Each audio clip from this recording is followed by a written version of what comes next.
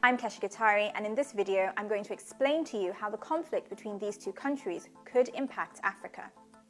The crisis in Ukraine was already causing a rise in global oil prices, but the invasion of Ukraine by Russia, one of the world's top oil producers, has pushed oil prices beyond $100 a barrel for the first time since 2014.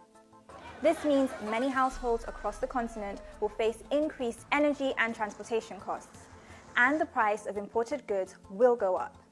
Kenya, Sudan, and Morocco have already seen recent protests about the rising cost of living. However, high oil prices could provide extra income for top African oil exporters like Nigeria and Angola, who will be able to sell their product for more money on global markets. The US has announced it will impose severe sanctions on Russia following Moscow's attack on Ukraine.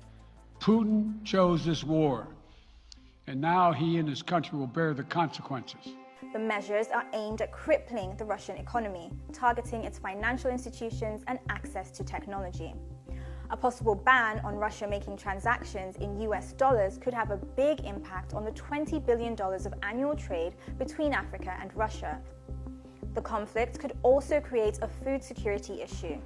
Ukraine is one of the world's top grain exporters, but if harvests fail and exports are restricted due to the conflict, that could leave countries like Tunisia, Egypt, Morocco, and Libya, the biggest African consumers of Ukrainian wheat, in need of a new supplier.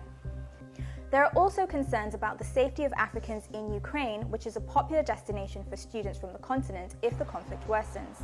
Nigeria is reported to have about 4,000 students in the country, and Ghana says it has about 1,000. Around 5-6 in the morning, we were just hearing something bombing, and then it was like a panic.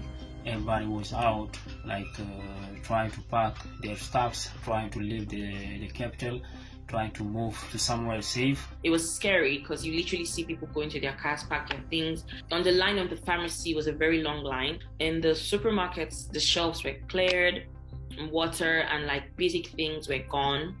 So there is mass panic. The African Union, in a statement, expressed extreme concern, calling on both parties to establish an immediate ceasefire and open political negotiations. If the conflict drags on, there will also be political decisions for African countries to make. At a UN Security Council meeting, Kenya's UN ambassador criticized Russia's intervention in Ukraine.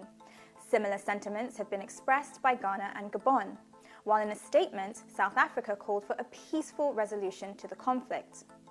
Other countries like Burkina Faso, Chad, Mali, Mauritania, and Niger have all requested Russian military support in recent years. Will they feel pressure to take Moscow's side in the conflict? A full-blown conflict in Ukraine would shock Africa as it would shock the world. For now, Africans, like everyone else, must wait to see what happens next.